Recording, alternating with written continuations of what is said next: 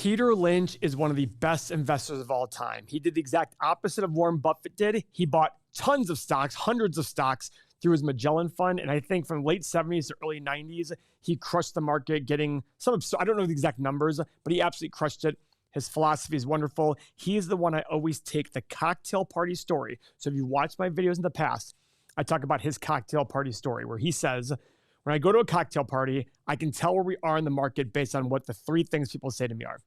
If the first one is that they feel bad for me because I'm in this business, I know it's time to buy because everybody's too scared. If they tell me, if they're kind of indifferent about things, it means that the market's probably selling where it should be. And if they're giving me individual stock advice, I know things are overpriced and I need to be very careful. So let's watch this video and I'm gonna make comments based on the things he says and does. So let's press play. There's a lot of times people buy on the basis the stock has gone down this much. How much further can it go down? I remember when Polaroid went from 130. All right, first things first. I love this. People paying attention to just where the stock price is going. I've drawn this analogy before. If I have a house that's worth $1 million and I ask $5 million for it, it's overpriced, right? Of course. Or if I drop the price to $3 million, somebody who doesn't understand value and doesn't know what makes stocks go up, they would sit there and say, well, that's a deal. It's 40% off. And that's what he's talking about here. He's literally sitting there saying, well, the stock went from here to here, and therefore it's a deal. But it's not a deal unless you understand the fundamentals of the company and does it justify the price. To 100, people say, here's this great company, great record. If it ever gets below 100, just buy every share, and it did get below 100. A lot of people bought on that basis saying, look, it's gone from 135 to 100. It's now 95. What a buy. Within a year, it was 18. And this company with no debt. I mean, this is a company was just so overpriced, it went down. I did the same thing in my, I think my first or second year at Fidelity. Kaiser Industries had gone from $26 this year to 16. I said, how much lower can it go? It's 16. So I think we bought one of the biggest blocks ever on the American Stock Exchange of Kaiser Industries at 14. I said, it's gone from 26 to 16. How much lower can it go? Well, at 10, I called my mother and said, Mom, you got to look at this Kaiser Industries. I mean, how much lower can it go? It's gone from 26 to 10. Well, it went to 6, it went to 5, it went to 4, it went to 3. And so look at that, guys. He's still sticking with the stock that he believed in. Now, he was using the failed reason of, did it went from 25 to 16? That is failed, but I think he explains it later what he's doing. But he had stock go from, he bought at 14 and went down to 3. That's an 80% drop. Now, you've seen me criticize some YouTubers out there for their stocks going down 70, 80, 90%. And a lot of you have accurately said, well, Paul, your stocks are down 100%. But there's a difference between buying based on merely price movement versus buying based on fundamentals. And stocks can go down 70, 80, 90% just because of negativity. But if there's fundamentals behind it, that's a lot different than the greater fool theory, which is I'm going to buy the stock because I think it's a great company. How much lower can it go? And if it keeps going down, what was your foundational reason? That's the difference between investing and speculation.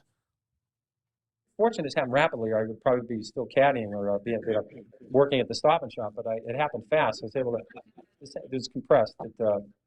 And at 3, I figured out, there's something very wrong here because Kaiser Industries owns 40% of Kaiser Steel. They own 40% of Kaiser Aluminum. They own 32% of Kaiser Cement. They own Kaiser Broadcasting. They own Kaiser Sand & Gravel, Kaiser Engineers. They own Jeep. They own business after business, and they had no debt. Now, I learned this very early. Here's what he's doing here. He sat there and said, wait a second. This company has no debt. And then he rattled off 5, 6, 7 businesses this company owned, and yet it had no debt. Now, I don't know the fundamentals of business, but Peter Lynch is probably a smart guy and looking at all these individual businesses saying, wait a second. This company's generating X amount of dollars per share in cash flow from this. X amount of dollars. What is the reason here? And that is what I'm talking about. I say there's a difference between Peloton going from 180 to 12. When it was at 180, I was like, I don't know here. And Palantir going from 40 to 8 and 7. And I go, wait a second. It might start making some sense here. That is the difference. Look at those 2 examples there, Palantir and Peloton. I can't tell you what Peloton's worth. I don't see the glimmer of hope there. I can see it with Palantir. But at $40, I didn't see it. At $7, I'm starting to understand it. And that is the difference. He's looking at this company going, wait a second, Kaiser Industries. It owns this. It has no debt. What am I missing here? To go bankrupt if you don't have any debt. It's tricky. Some people can approach that. It's a real achievement. But they had no debt. And the whole company at 3 was selling at about 75 million. At that point, it was equal to buying one Boeing 747. I said, there's something wrong with this company selling for 75 million. I was a little premature at 16, but I said, everything's fine. And look at that. I was a little premature at 16. Guys, it's hard to see a stock go from 16 to 3 and say, yeah, I'm okay.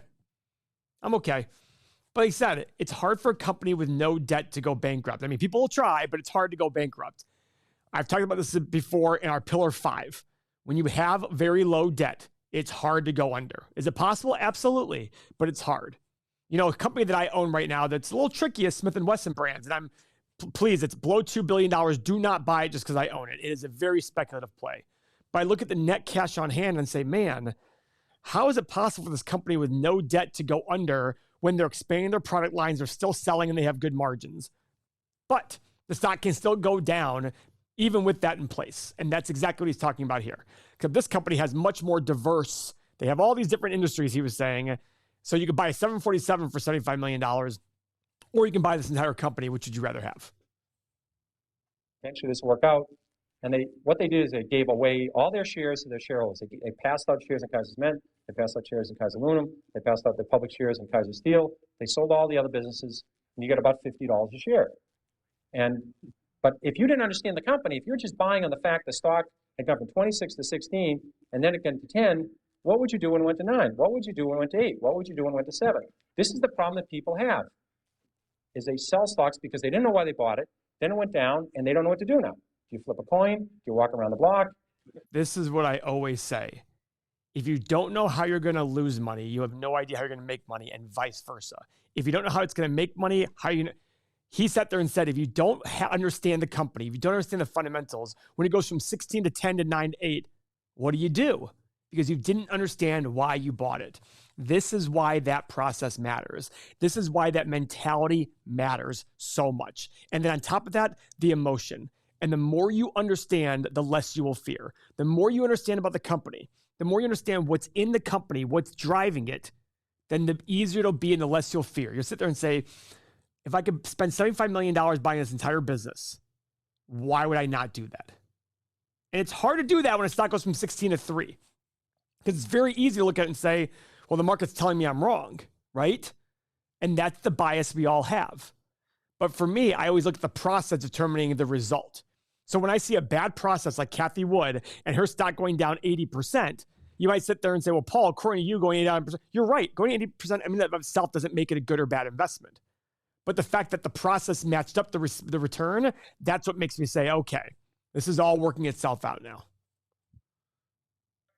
You know, what do you do? Psychiatrists haven't worked so far. I've never seen them running in the psychological psychiatry fund. I've never seen listed for with the SEC to make it through as a mutual fund. So they haven't seemed to help. I've tried prayer. That hasn't worked. So if you don't understand the company, you have this problem when they go down. Eventually, they always come back. This one is. Well, I would correct that. I would say they don't eventually all come back. You're just wrong sometimes. RCA just about got back to its 1929 high when General Electric took it over. A lot of double knits never came back. Remember those beauties? 50-50? Floppy disks, Western Union. So there you go. Here I was correcting him, and it just seconds later he corrects me. He was saying exactly what I believed. Things don't always just come back. You have to remember that it's based on fundamentals. But if you buy a company at a reasonable price, let's say a company is making $10 per share, and historically the average is 15 times profit, $150, and it keeps making that $10 forever. If this stock goes down to 70, but the company's still making 10, what are you going to do? To me, I'd sit there saying, well, I'm just buying more of it. And some people would say, well, eventually if eventually you're just wrong, maybe. But again, if this company's always going to make $10 a share, why would I not keep buying it? That is the key here. If you understand why you're buying a company and you understand the fundamental, and your belief isn't just, it's a great company that has a great future. It's more, hey, listen, I'm buying a stream of cash flow, and the cheaper I pay for that cash flow, the better. Then you'll probably do well over long periods of time. In the short run, it will be very, very tough. In fairness to Peter Lynch, he also started his fund at basically one of the worst times in the market history. He was a few years away when he took over the fund from literally the lowest valuation point in history. And I don't mean that to say Peter Lynch is still a brilliant man, but it's much easier to do it then than it is to do it when the stocks are flying high and every kid on the street says Bitcoin and Tesla and all these Cathie Wood things are the best things ever. But again, it's going to be redemption time at some point for us. It's already starting.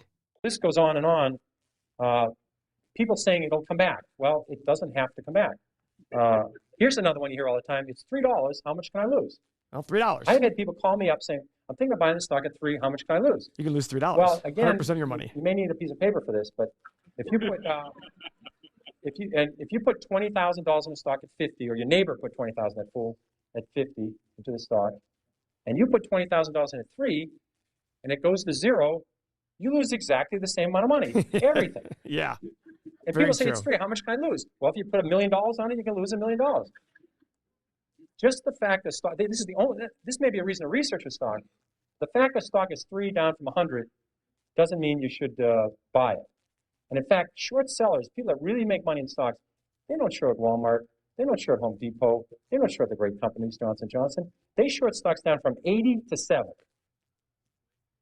They'd like to have shorted it at 16 or 22, but they figured out at 7 that this company is going to go to 0. They just haven't blown taps on this thing yet. It's going to 0. And they're selling short 7, they're selling short at 6, at 5, at 4, at 3, at 2, at 1.25. And you know to sell something short, you need a buyer. Somebody has to buy the damn thing. And you wonder, who's buying this thing? It's these people saying it's 3. How much lower can it go? You know, Guys, this is a great video because it's just such a simple way to explain. And he's so eloquent. He's so humble. We all sound the same. We all look at every investment as the present value of all future cash flow. If you understand that premise and you understand that you're going to get a cash flow in the future and the goal is to pay as little as possible, as the stock goes down and the fundamentals are the same, or your thesis is the same, why would you not buy more, or at least keep the stock?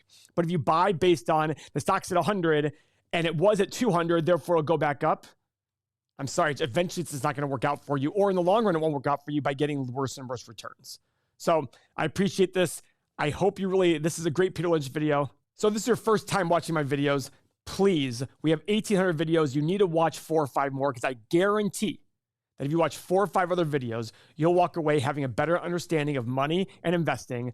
And even if you don't agree with everything I say, which you probably won't, you'll still walk away saying, okay, this guy has the right mentality, emotion, and mindset and process for buying stocks and being successful. So please subscribe to the channel. You will learn a ton.